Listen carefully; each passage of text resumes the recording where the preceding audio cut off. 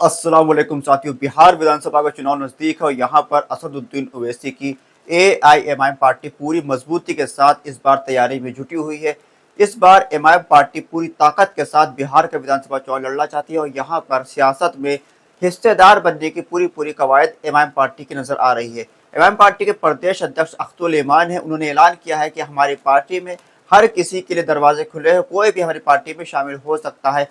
खबर यह है कि यहाँ पर जेडीयू, आरजेडी, कांग्रेस के कई बड़े बड़े नेता जो कि पूर्व विधायक और मंत्री भी रह चुके हैं, वो भी एमआईएम पार्टी में शामिल हो सकते हैं और एआईएमआईएम पार्टी के सिंबल पर चुनाव 2025 बिहार का लड़ सकते हैं। अगर हम बात करें बिहार के होने वाले विधानसभा चुनाव की, तो बिहार के अंदर अक्टूबर या नवंबर के अंदर इसी साल विधानसभा का चुनाव होना है।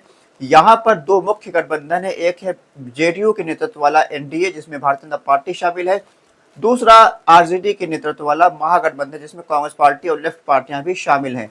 लेकिन यहाँ पर एक तीसरी ताकत के तौर पर असदुद्दीन ओवैसी की एमआईएम पार्टी भी नजर आती है। पिछले बार असदुद्दीन ओवैसी की पार्टी ने यहाँ पर तीसरा मोर्चा बनाया था, जिसमें से बहन कुमारी मायावती, उपेंद्र कुशवाहा की पार्टी भी इसमें शामिल थी। यहाँ पर इस गठबंधन को 6 सीटें चुनाव में जीती थी, जिसमें से 5 सीटें असदुद्दीन ओवैसी की एआईएमआईएम पार्टी ने जीती थी।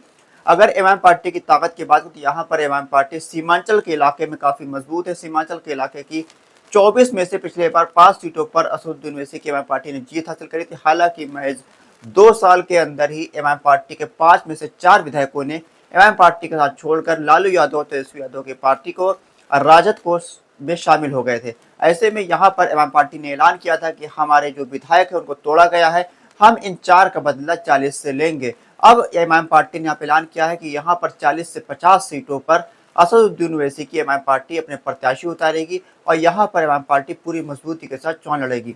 अगर हम बात करें कई जो पूर्व विधायक जो एमआईएम पार्टी में शामिल हो सकते हैं, उसमें पहला नाम है बहादुरगंज विधानसभा सीट से कांग्रेस पार्टी के 4 बार विधायक रहे तौसीफ आलम का।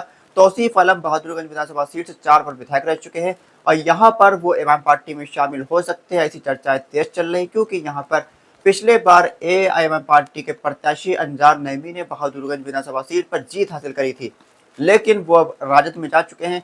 राजद महागठबंधन का हिस्सा है जिसका कांग्रेस पार्टी से गठबंधन है। ऐसे में अगर यह सीट बंटवारा होता है तो यह सीट राजद की तरफ जाएगी और राजद की तरफ से अंजार नईमी इस सीट पर प्रत्याशी हो सकते हैं महागठबंधन की। इस स्थिति में तौसीफ आलम को अपनी सीट खतरे में नजर आ रही है और वो असदुद्दीन ओवैसी की एआईएमआईएम पार्टी में शामिल होने के लिए सोच रहे हैं और एमआईएम पार्टी के टिकट देने के लिए सोच रहे हैं।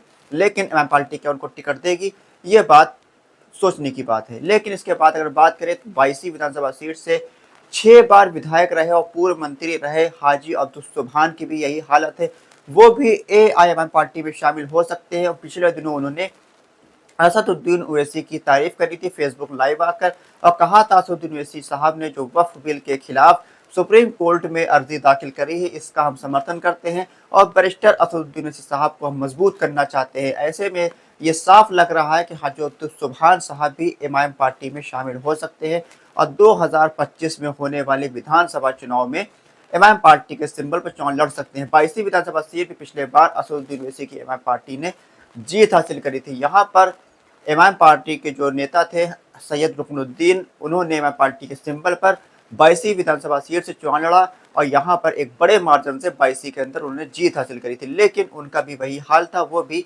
लालू यादव, तेजस्वी यादव के आरजेडी में शामिल हो गए थे। उसके बाद यहाँ पर हाजी अब्दुल सुभान जो कि आरजेडी के प्रत्याशी थे, उनको अब अपनी टिकट को खतरा नजर आ रहा है। इस स्थिति में वो असदुद्दीन ओवैसी की एआईएमआईएम पार्टी की तरफ देख रहे हैं। उनको टिकट न मिलने की स्थिति में हाजी अब्दुल सुभान साहब भी एमआईएम पार्टी में आ सकते हैं और एमआईएम पार्टी के प्रत्याशी 22 विधानसभा सीट से बन सकते हैं। अब यहाँ पर सवाल यह है कि जो बाहर से लोग आना चाहते हैं, एमआईएम पार्टी में शामिल होना चाहते हैं, क्या एमआईएम पार्टी इस बार उनको टिकट देगी?